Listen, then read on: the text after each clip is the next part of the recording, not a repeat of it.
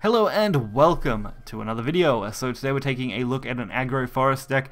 I'm not very proficient with aggro forest, unfortunately, so don't expect this video to be absolutely crazy.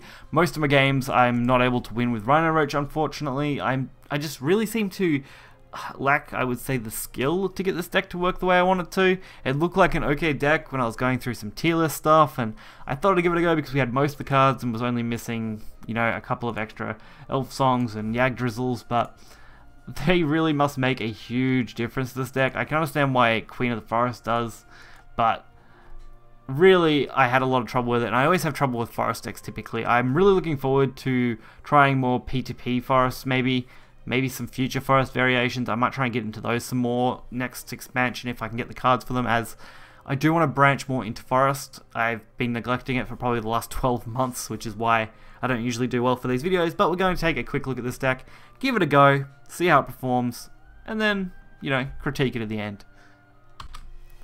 So I ended up playing a few matches with this deck. I probably played around 7, and unfortunately out of those 7 I only won 2 against ForestCraft decks, which are the ones that are going to be in this video in particular, so honestly I can't honestly recommend it, just can't. It's not that good, doesn't seem to perform that great, but we're going to get into it because it's still a bit of fun. I think with some tinkering or being a better forest main, you could definitely pull this deck off a lot better than I can.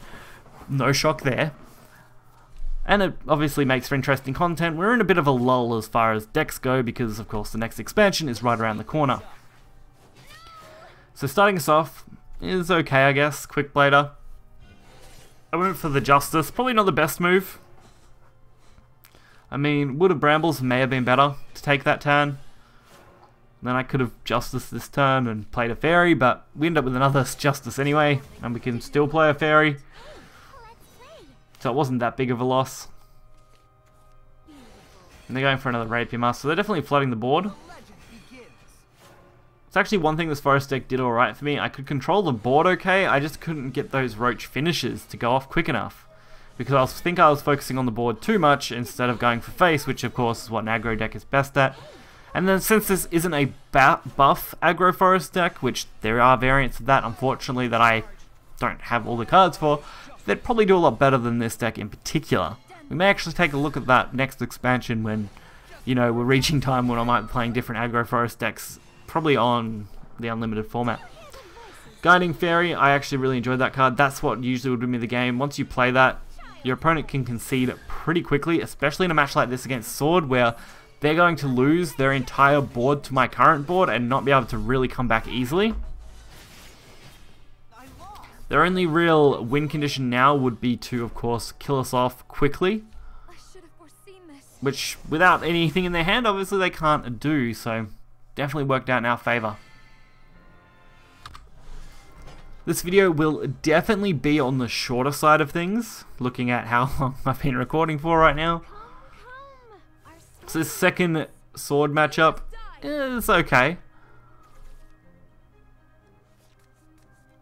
I'm not a complete novice when it comes to playing Roach, but 12 months of neglect for a craft really isn't a good thing. I've played a little bit of it in, of course, Take 2. I've played, you know, most of the videos you guys have seen, that's about all I've played of Forest. It's actually the only deck I haven't reached level 140 with, and I would like to actually finally reach that goal. Maybe with this Grand Prix I can make a dent in that, because PTP Forest was one of my favourite decks back then, so that should be a lot of fun, and we may be able to cover it in that, so hopefully you guys will enjoy it. I want to cover all 13 decks for the Grand Prix, but I don't really want to spend any cash.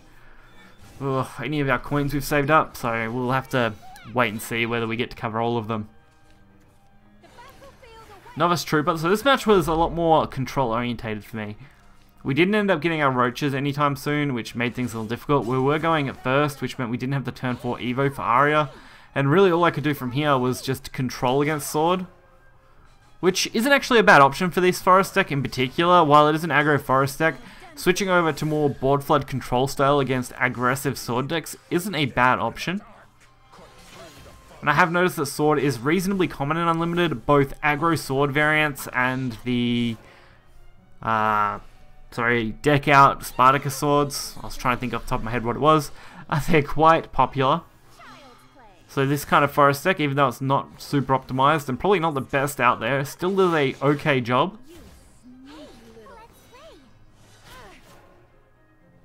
using these Fairy Wisps is actually pretty important. I need to get a little lucky with this. I need to make sure I make the right move. Unfortunately, I don't think I use them right. I can't really remember off the top of my head, but maybe I do from memory. Yeah, so in this case, I want to play these Fairy Wisps first. I've already used the trade material off the 1/4. Then use H and Elf to, of course, bounce everything back and replay a magical fairy, getting its effect and getting a nice ward. Which is what leads to their concede, not so surprisingly, but I mean, that's kind of how things go when you're playing this deck against Sword. So overall, definitely not too happy playing this deck. It's probably more my fault than the deck's fault, to be honest, although to me it doesn't look super optimized. It could definitely do with a lot more work to it as far as it went. I don't even know why it was sitting on a tier list to begin with, in my opinion. I'd probably go with a more buff style aggro forest deck, which would probably do better. But other than that, I mean, it beat Sword pretty consistently. I dropped, I think, 1 game against Sword in the end out of the 3 Sword matches we played, and pretty much every other match was pretty consistent. I was able to get most players close to lethal. I would say we were about 50-50 whether they had lethal on their turn or not, and that was the deciding factor in a lot of them. But still, when you got that coin flip of 50-50, if your opponent has a card to beat you or not, I'd much rather have decks that, you know, don't have as big a risk of that. And even Blood at the moment isn't as bad. I mean, I played, if you've seen my Aggro Blood deck for Unlimited, which was a video from a few days ago, wonderful deck. I could easily go on 8 to 10 win streaks with that, zero problems at all. I actually did recently one night when I was doing a win 7 games challenge for the missions, and you know, that was real easy with Blood to absolutely decimate. But hopefully you guys did enjoy this video. If you did, be sure to hit the like button and subscribe for more content. You'll find the deck list in the description below, even though I don't recommend playing it. Until next time, see ya.